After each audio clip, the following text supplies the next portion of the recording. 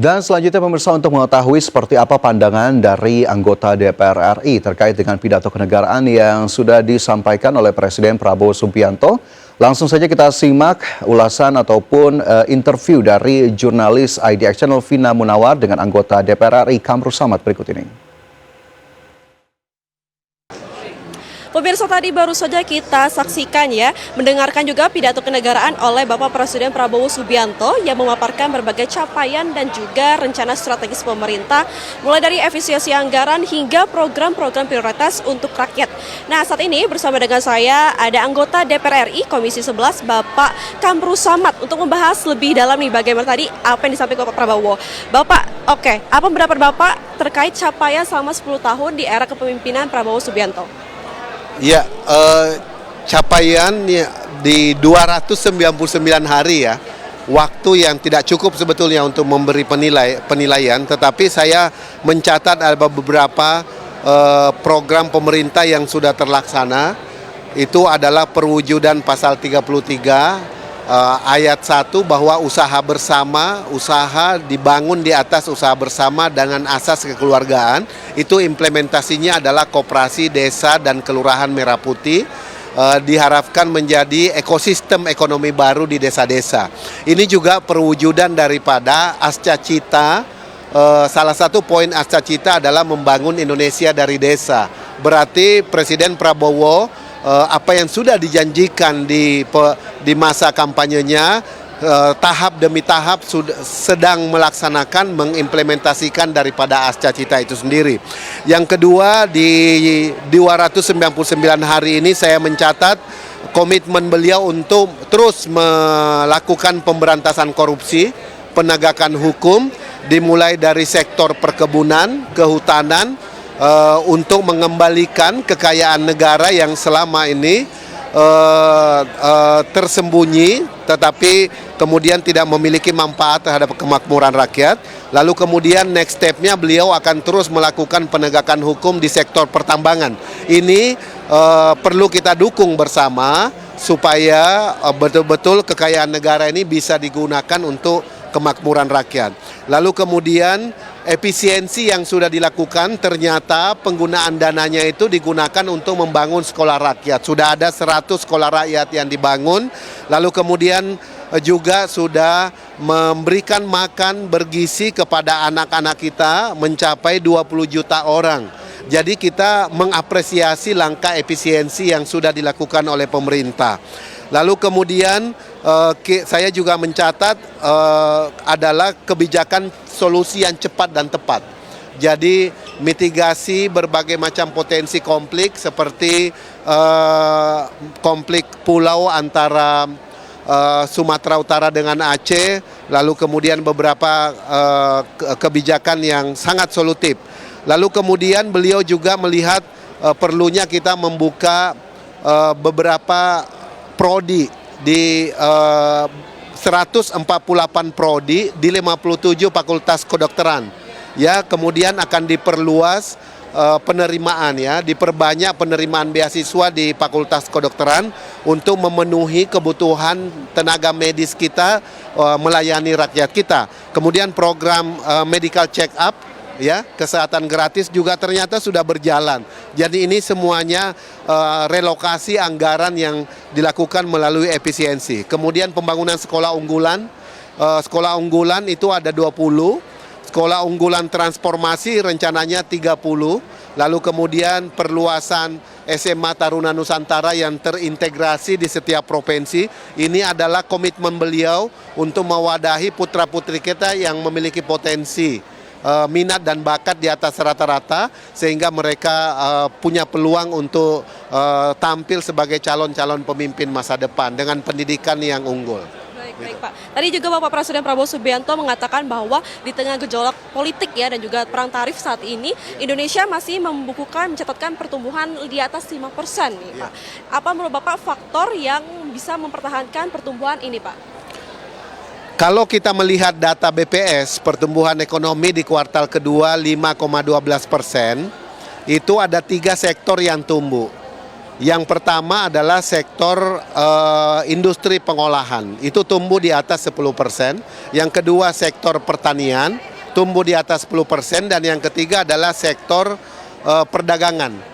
Kalau dibandingkan dengan kuartal pertama, yang tumbuh baru sektor pertanian. Sekarang sudah 3 sektor yang di atas 10. Yang lain juga mengalami pertumbuhan, tapi yang signifikan 3 sektor ini. Artinya arah kebijakan pemerintah sudah on the right track untuk menjaga kesinambungan, yaitu ketahanan pangan, kemudian sektor industri pengolahan berarti hilirisasi, kemudian perdagangan berarti supply chain-nya, logistik, transportasi, pergudangan, itu semuanya adalah bisnis turunan yang terus menopang pertumbuhan ekonomi. Begitu, Mbak.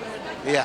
Dari tadi kan banyak yang Bapak Presiden sampaikan ya poin-poinnya, dan menurut Bapak apa hal yang paling krusial untuk menjaga stabilitas dan juga pertumbuhan ekonomi untuk tahun depan, Pak? Untuk tahun depan kita akan mendengarkan siang ini dulu paparan nota keuangan RAPBN dari pemerintah siang ini. Tapi di Komisi 11 sudah disepakati dengan pemerintah KMPPKF, Kerangka Ekonomi Makro dan Pokok-pokok Kebijakan Fiskal. Range pertumbuhan ekonomi tahun depan 5,2 sampai 5,8%. Nah, tentu kita berharap ada quantum leap sebetulnya yang lebih stabil. Yang utama sekali itu adalah industri pengolahan. Karena konektivitas yang sudah dibangun oleh pemerintah sebelumnya sudah jauh lebih baik, sehingga daya saing kita lebih baik. Kita harapkan begitu, kemudian efisiensi, lalu kemudian I-core kita bisa turunkan. Begitu, Mbak. Iya. Terima kasih Pak Kamru Samad atas waktunya. Thank you. Sukses selalu Pak. Terima kasih. Baik, Pak. Dan itu tadi pemirsa wawancara kami terkait Bapak Kamru Samad selaku anggota DPR RI Komisi 11, dan kami kembalikan studio. Ya, tadi sudah kita simak begitu ya bagaimana pandangan dari anggota Komisi 11 DPR RI Kamru Samad yang juga tadi sudah berbincang dengan rekan Vina Munawar. Dan sekarang kita kembali ke rekan Vina untuk mendengarkan ataupun mendapatkan perkembangan terkini dari Gedung DPR RI Jakarta. Vina, bagaimana kemudian pantauan siang hari ini dan seperti apa jalannya pidato nanti, dan apakah kemudian sudah ada yang bisa digali-gali lebih lanjut, Vina? MPR RI, di mana sebentar lagi saya sedang menunggu penyampaian RAPBN dan juga nota keuangan 2026 oleh Presiden Prabowo Subianto. Namun pemirsa, sebelumnya Presiden Prabowo Subianto telah menyampaikan di pidato pertamanya terkait UMKM, di mana Presiden Prabowo Subianto mendorong UMKM agar semakin berdaya saing, bahkan menembus pasar internasional. Nah, seperti yang kita tahu bersama pemirsa, UMKM menjadi salah satu tulang punggung perekonomian nasional yang berkontribusi lebih dari 60% terhadap PDB. Dan bersama saya saat ini sudah ada Ibu Novita Hardini selaku anggota DPR RI Komisi 6. Baik, maaf maksud kami 7. Dan Ibu Novita, jika kita mengulik terkait UMKM ya Ibu Novita, di mana Presiden Prabowo Subianto terus mendorong sektor UMKM untuk masuk ke pasar ekspor ya Ibu ya. Dan bagaimana sih peluang dan juga potensi ekspor UMKM ke depannya Ibu? Ya, kita tahu bahwa program pemerintah untuk mendorong UMKM go internasional itu sangat baik sekali, dan saya juga harus mengapresiasi ini suatu cita-cita yang mulia untuk mendongkrak perekonomian lokal kita. Kita tahu bahwa perekonomian Indonesia ini ditopang oleh UMKM, tulang punggungnya adalah UMKM, di mana PDB Indonesia 61% dihasilkan oleh teman-teman pelaku UMKM. Nah, tapi harus ada beberapa pihak yang mau nggak mau harus mengakui realita pahit ya, bahwa untuk mencapai ekspor, UMKM go ekspor, ada beberapa catatan. Hingga tahun 2024 dan 2025 awal, UMKM yang bisa go ekspor itu tidak mencapai 30% atau belum memenuhi 30%. Salah satu alasannya adalah tidak ada ekosistem rantai pasok yang berintegrasi langsung dengan industri-industri besar di dalam negeri sendiri. Jadi kalau di dalam negeri sendiri belum bisa menjadi rantai pasok untuk industri-industri besar, kemudian kita sekali bisa ekspor, keterlanjutannya biasanya ini yang ditanyakan. Kita nggak bisa ekspor yang kedua kali, yang ketiga kali, karena bahan baku yang tidak tersedia, kemudian isu capital bagi teman-teman masyarakat yang juga menjadi tantangan tersendiri. Dan perlu disoroti juga program pemerintah, target pemerintah tentang 300 triliun kur yang harus disalurkan kepada UMKM ini juga harus dipertanyakan karena data yang saya terima masih baru 2-3% serapannya dari 200-300 triliun. Jangan sampai cita-cita yang mulia ini tidak dibalut timeline kerja yang sangat teknis sehingga masyarakat bisa merasakan dampaknya yang baik gitu. Baik, kalau kita lihat akhir-akhir ini penurunan daya beli masyarakat mengalami penurunannya Ibu, dan bagaimana Ibu melihat fenomena ini? Apakah sangat berdampak terhadap UMKM atau bagaimana Bu?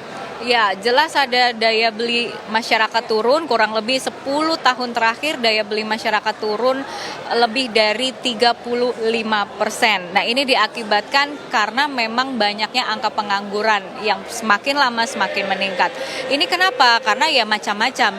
Kita lihat bahwa situasi ekonomi global saat ini juga tidak baik, sehingga yang industri besar saja ketika kita mau ekspor ini terkendala. Sehingga industri-industri besar yang tadinya mempesona di mata kita semua, ya kita bangga sekali terhadap beberapa industri besar, terpaksa harus gulung tikar. Karena kita tahu industri-industri yang tidak bisa beradaptasi terhadap perubahan atau disruption, mereka akan sesegera mungkin gulung tikar. Nah, sehingga banyak sekali nih industri-industri yang memecat karyawannya, melakukan PHK, sehingga masyarakat yang di PHK tidak punya penghasilan tentunya tidak bisa membeli. Akhirnya saat ini inilah yang kita namakan fenomena gunung es ya. Jadi ada beberapa hal yang memang mempengaruhi daya beli masyarakat kurang lebih 10 tahun terakhir. Ya, kalau dari Ibu, apa harapan Ibu terkait program prioritas Presiden Prabowo Subianto untuk memacu kinerja peningkatan UMKM di tahun 2026 mendatang? Oke, baik. Terima kasih. Saya dari Komisi 7 sangat mengapresiasi program-program baik Bapak Prabowo Subianto, salah satunya sekolah rakyat, kemudian makan bergizi gratis, dan beberapa program yang terkait menumbuhkan kewirausahaan baru di daerah-daerah dengan adanya Koperasi Desa Merah Putih. Namun yang ingin saya dorong lagi dengan adanya program Danantara yang digagas oleh Bapak Presiden Prabowo Subianto, ini perlu ditanyakan lagi, investasi-investasi yang masuk ini untuk mempercepat pembangunan memang baik, tapi berapa persen sih signifikan dampak atau kontribusi dari Danantara untuk bisa support UMKM kita? Karena UMKM kita itu butuh apa? Akses permodalan, butuh sosialisasi, butuh ada beberapa injeksi kebijakan-kebijakan yang memang pro kepada mereka, apa yang mereka butuhkan. Terkadang kita harus tahu bahwa efisiensi memang baik, tapi efisiensi ini sangat-sangat memukul UMKM kita. Jadi saya berharap kepada pemerintah Bapak Presiden Prabowo Subianto ada perlakuan khusus terhadap UMKM, terlebih kalau kita membahas royalti musik gitu ya. Royalti musik memang baik gitu ya, tapi ketika kita membebankan berapa rate yang dibebankan kepada pelaku-pelaku UMKM ini tidak bisa dipukul rata. Harus ada klasifikasi UMKM yang masih ada di skala mikro itu berapa, UMKM yang di kecil dan menengah itu berapa. Jadi ada konsep pembangunan berkeadilan di situ. Baik, terima kasih Ibu Novita Hardini dari Komisi 7 DPR RI. Terima kasih atas wawasannya dan juga insight-nya. Dan pemirsa, demikian wawancara saya dengan Ibu Novita Hardini dari selaku anggota DPR RI Komisi 7. Kami balik ke studio. Ya, terima kasih rekan Vina atas dialognya tadi, menarik sekali begitu apa yang kemudian disampaikan, terutama terkait dengan perkembangan UMKM di Indonesia.